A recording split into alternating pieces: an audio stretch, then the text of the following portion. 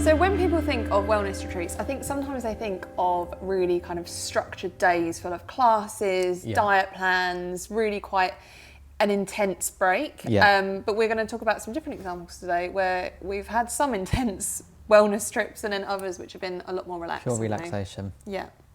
So you've done two ends of the spectrum, haven't you? Like you've done quite an extreme one last year, but you've also done like the really nice ones, haven't you? Yeah, quite a relaxed one. So yeah, I mean, start with the extreme one. So yeah, it was really quite intense. We woke up early morning by a bell ringing. There were structured periods of silence. It was a total vegan diet. There was meditation classes.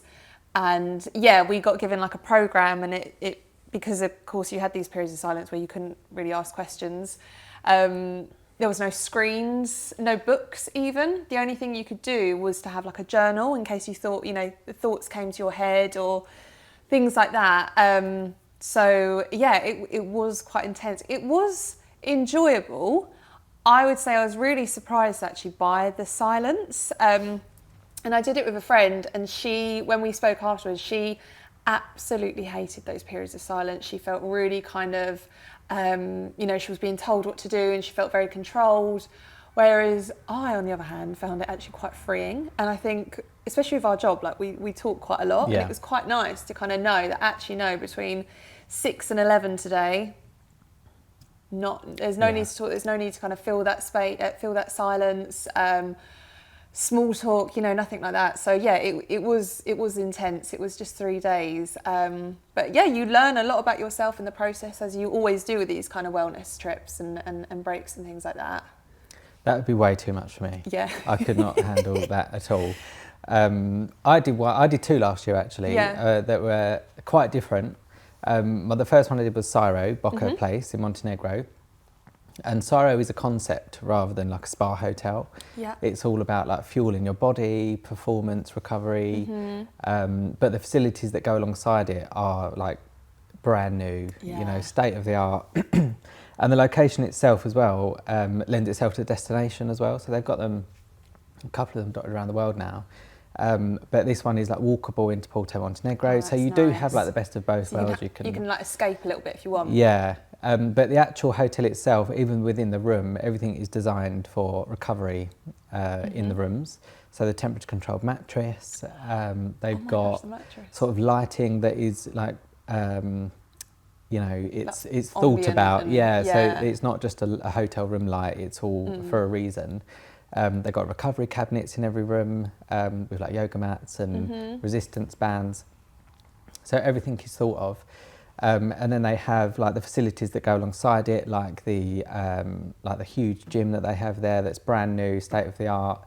You get a free body composition analysis there if you really want to know how unhealthy you are. Did you have one there? Yeah, it is fascinating because you sort of stand on this machine and it sort of measures you, and he breaks you down basically. Yeah. Like your figures, not a real person. So it's quite interesting. And what they recommend, you actually think, God, yeah, that is me. Yeah. So it's quite scary, really. But also they do classes as well, like learning classes, so you can learn about diet and, you know, the importance of like protein, for example, or, you know, they do several. But also like yoga and like actual classes as well, alongside the spa treatments as well, like sports massage and. But also they have at the rooftop bar, they have a swimming pool, they have, you know, a bar where you can get a gin and tonic. So it's not a dry hotel or anything like that. It's not a dry hotel or anything. They don't have entertainment or anything because you're really close. It's like a city hotel. Yeah. So yeah, it's best of both worlds really. And what was the food like when you were there as well? Like... Food was excellent. It's SIRO Table, they call it, like their main restaurant. And I remember at breakfast they had like one long table of like fresh fruit and that was nice. really, really nice food. And then the evening meals, there's like macro. Not macro. The menu has all the macros on it, so you've got all your calories, protein, and carbs. So if you really wanted to keep on track, you can. Yeah.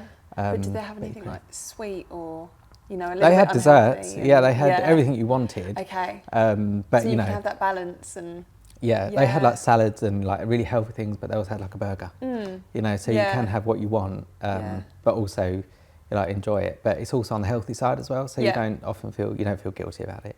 Yeah, good. And what did you do like during the day? So during the day, we made the most of the actual facilities as well, and used all of like the classes, like the yoga in the morning. But also within Montenegro, they're excellent at organising things for you. We did like a cycle tour. Oh, cool. So they really do encourage you to like get out of the hotel. Yeah, and see the destination. Yeah. And there is so much to see. Like the Bay of Kotor is famous. Like it's beautiful. But we did a cycle tour and it's really hilly and mountainous, and they gave us electric bikes, and I used my electricity the whole time. But there was a few people that did it like zero help. Yeah. But I don't know how they done it. No. It was like that most of the time. And in the heat as well, I suppose. Exactly, yeah. So they do really encourage you to get out and about. But yeah, I'd highly recommend it for someone who, you know, just wants a city break but wants to also continue their fitness journey potentially, rather than sort of potentially to go off track if you go away, which is really easy to do. But you won't go off track there. If anything, you'll get on it even more. Yeah, because I remember you felt quite like inspired. You said that you had your chat with the dietitian and you came back and you were really like raring to make these changes to your diet, and I think because they teach you so much in that short time, and it's all factual, so you can't argue with it. No. So what they recommend, you think, oh actually that would actually make a real big difference. And I'll continue doing that. Yeah, nice. So it's definitely for people who have an interest in fitness and well-being. Perfect. Yeah. Well, it sounds good, if you're wanting that kind of state-of-the-art facilities, like you said, like perhaps science-backed research or science-backed results. I mean, another hotel that kind of springs to mind is BodyHoliday in St Lucia, which sounds like maybe a bit of a softer version, where you've got really healthy eating around the hotel if you want it. And on their menu, they've got like the healthier options listed amongst the kind of holiday treats. You get a spa treatment included once a day. And then they've got classes on all day, again, if you want to join, but if you just want to sit on the beach, then you can also do that. And they have you're like not timetables, guilty. don't they? They've got and they do like so many different types of exercise classes, like in the pool, in the sea, sailing, cycling, yoga, tennis, like so much. Plus it's all inclusive and in the Caribbean, so you and can't a go spa wrong. treatment each day. So that sounds like perhaps a little tropical version. A tropical version, exactly, on the beach. Yeah, nice. Yeah. You've done another, like you like the traditional. Like sense. Holistic type. Yeah. So I did an Ayurvedic retreat in Kerala, and it was just a short stay. I think it was 4 or 5 nights. But my friend and I, we made sure we made the most of our time there, and we booked in 3 treatments every single day. And how it works there, so it was an award-winning spa for its Ayurvedic treatments on offer. Can you just tell the listener at home what Ayurvedic is? The actual... So it's centuries old, and it is holistic healing, and it's all about prevention as well as kind of curing any ailments or focusing on any parts of the body. They use totally natural ingredients, and even like the beds. So like ordinarily you'd have a massage bed with the hole at the top, you know, for your face, and it's all cushioned, and you've got towels, and it's very soft. With Ayurvedic massage beds, they are wooden, and they're wooden because they've got like drainage down the side, because the amount of oil that is used in these treatments is so much that it effectively just runs off you and runs off the bed as well. So it's all about using natural ingredients, you know, locally grown in Kerala. That's what it's known for, and it is centuries old, and it's all about holistic healing. Are they all massage based, or? So there's a real mix. So you've got like some massages, you've got scrubs, you've got hair and skin treatments as well. But it all starts with, there's always a doctor on site. And so you have a chat with the doctor. They actually do a bit of a questionnaire, because in Ayurvedic, it's all about there's 3 doshas. And they do a questionnaire with you to find out which one you are. And even with that, like that's quite interesting, because they, when they work out which one you are, it depends on how extreme you want to take it.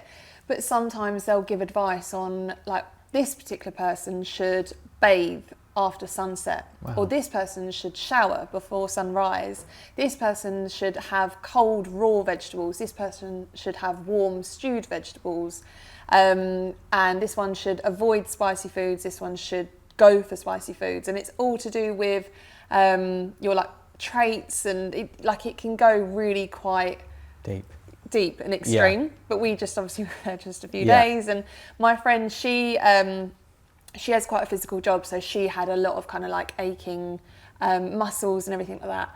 I wanted more of the relaxed treatments, so I had a few scrubs. There's a really famous Ayurvedic treatment, which I forgot the name of, where you lay down and you have warm oil just continuously poured on your third eye for about an hour, over an hour, just purely poured. Wow. That's it, nothing else happens.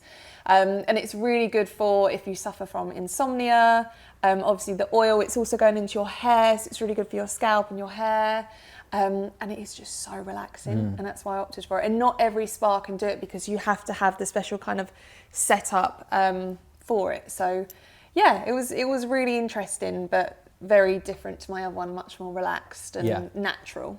Yeah, and you're in India here. Yes. Yeah. So it's you've got a lot more to go with it as well. Exactly. Yeah. It was a nice end to quite a busy trip. Yeah. Yeah. I didn't do any Ayurvedic treatments when I went to Kerala. Oh yeah, of course, yeah, you went to Kerala, yes. Which is a shame, but a reason to go back, I guess. Absolutely, yeah. Would you do something like that? Would you be quite up for the Ayurvedic ones, or do you prefer the more kind of Western treatments, do you think? I don't know. I'd give it a go, but I don't really know much about it to know what the benefits are, I guess. But if I'm there, I would, definitely. I think there was one that my friend, she got a bit of sunburn, and I want to say, like, ordinarily you think of aloe vera, but I think they put banana on her. Like tons and tons of banana. Wow. Yeah. Quite like, again, there's a reason for using that particular ingredient, but I just remember thinking like, oh, that is not your ordinary solution. But yeah, they're using their kind of holistic knowledge and of those ingredients. It's interesting with wellness, isn't it? Because it either is really holistic, like centuries old tradition, or it's the complete opposite end, luxury, high end. With yours, like with the machine working out, like you said, like breaking down your body, and but also just like really simple spa treatments can be a wellness break. Definitely, yeah. And like where I went in November to the Cap Juluca in Anguilla, it was so completely different to what you just explained in Kerala. Where it wasn't structured at all. They do have plans, like if you want to join in, you know, like sunrise yoga on the beach and things like that, but it's very much a spa facility, but an excellent spa facility. But they do have plans that you can go to just do sort of wellness retreats there. So it's one of the best spas in the Caribbean. It's a Guerlain spa. And it's over sort of 3 different floors. Oh, nice. So it's huge. So you walk in and it's really serene and smells really, really nice, as they do. But they've got the Guerlain boutique in there, so you can get all the skincare and the oils and the fragrances. You sort of walk through, and it's sort of all purpose built for sort of in your mind and relaxation. And then you go through, and it's like a Moroccan souk sort of feel to it, with individual massage therapy rooms either side. And then they have the cold plunge, hot plunge outside, which I did. I've never done one before, and I did it there, and it was really nice because it was really hot outside. Cold first, hot second. But I think I lasted about 4 minutes in the cold. God, so that is quite good going. When that was your first time as well. Exactly, yeah. It was really hot out. But the actual treatments themselves was really, really nice. And so you walk through, and there's like linen curtains blowing in the wind, and really relaxing. And someone was doing a sound bath whilst we were there. We didn't get to experience it. But yeah, she was doing it. Yeah, and it was just really, really chilled and relaxing. So you could easily, like as a guest, stay there, not necessarily booking it as what you might think is a wellness break, but then use that spa, make sure you book in.